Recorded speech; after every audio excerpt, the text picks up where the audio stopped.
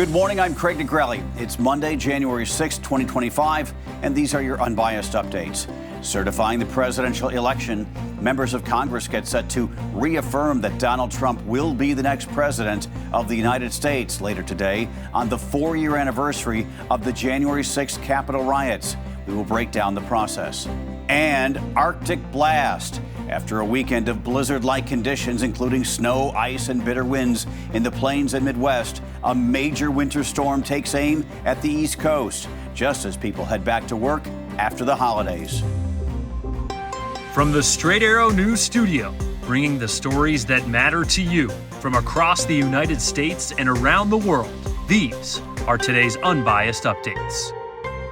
Despite a major winter storm headed for Washington, D.C., members of Congress are set to convene at the Capitol this afternoon to certify President-elect Donald Trump's victory in the 2024 presidential election. Senators and members of the House will come together to tally the electoral votes of all 50 states and Washington, D.C., confirming President-elect Trump will be the 47th president of the United States. Speaking to Fox News on Sunday, House Speaker Mike Johnson said the storm will not prevent the congressional joint session from counting the votes. Well, I hope we have full attendance. We got a big snowstorm coming to D.C., and we encourage all of our colleagues, do not leave town, stay here, because, as you know, the Electoral Count Act requires this on January 6th at 1 p.m. So whether we're in a blizzard or not, we are going to be in that chamber making sure this is done. We will have more on the winter storm affecting much of the United States later in the broadcast.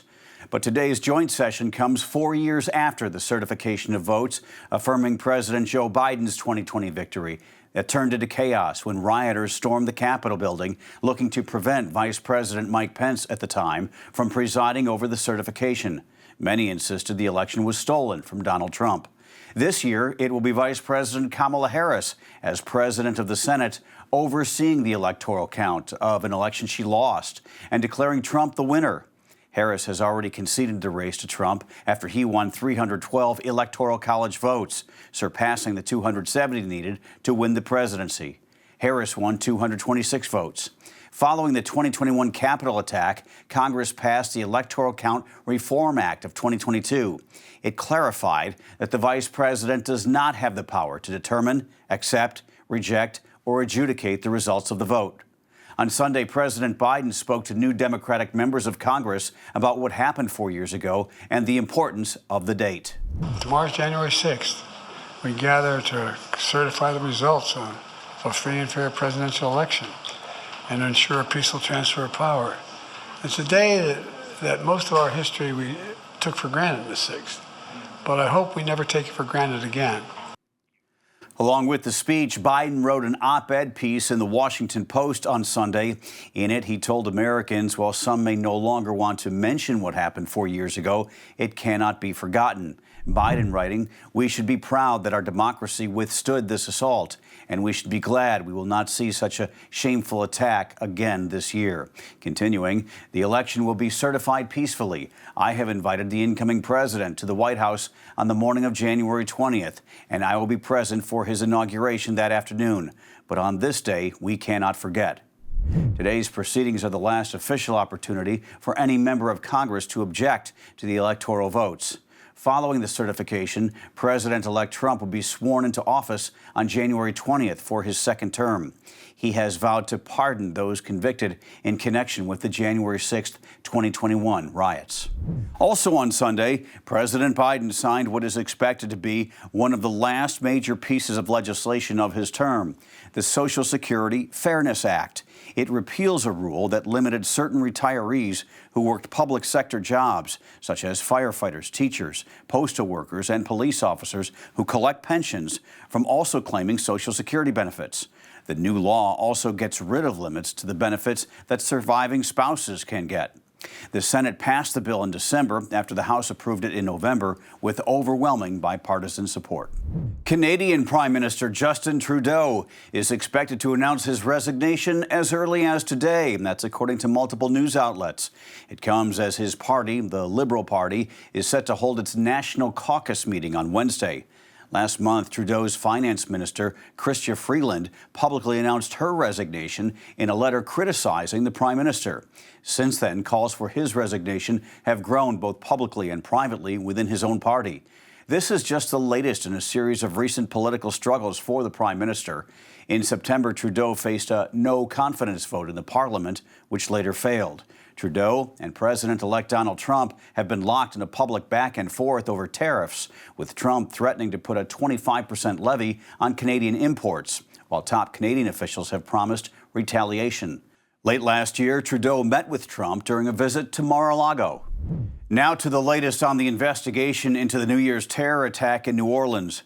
More details are emerging about the man who authorities say killed 14 people and injured dozens more when he drove a rented truck into a crowd of revelers. The FBI says the attacker, Shamsuddin Jabbar, visited the city twice in the weeks before the deadly act of terrorism and recorded video of the area using Meta smart glasses.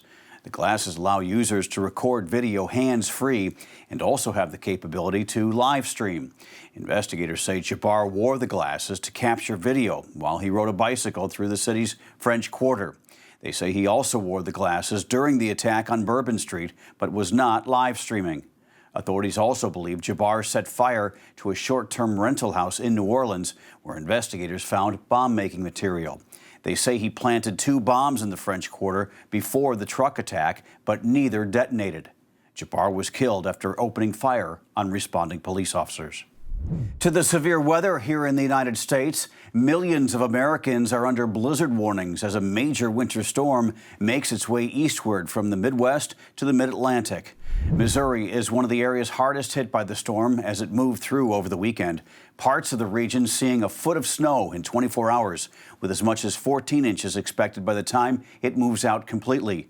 Some major eastern cities, such as Washington, D.C., Baltimore, and Philadelphia, are preparing for snowy and icy conditions today and into tomorrow. Meantime, parts of Virginia expecting 5 to 12 inches of snow. Impacts of this weather system could also be felt in the south, with severe thunderstorms capable of producing tornadoes and damaging winds expected to hit Arkansas, Louisiana, Mississippi, Alabama, and other states tonight. Finally this morning, the 2025 Golden Globes rolled out the red carpet Sunday night for the best and brightest stars of film and television, but only a select few walked away with the awards. In the movie categories, the big winners were the films Emilia Perez, winning 4 awards, including Best Musical or Comedy, and The Brutalist, which took home Best Drama and 2 other awards. Over on the TV side of things, Shogun topped the competition with 4 awards, including Best TV Drama. Also, Hacks winning Best TV Series, Musical or Comedy. It was an especially memorable night for actress Demi Moore, who won her first acting award, picking up the Golden Globe for Best Performance by an Actress in a Motion Picture, Musical, or Comedy for her role as an aging Hollywood star who undergoes a cloning procedure in the substance. And her acceptance speech is getting a lot of positive reviews this morning. Those are your unbiased updates for this Monday. We'll see you back here tomorrow. For all of us here at Straight Arrow News, I'm Craig DeGrelli. Have a great day.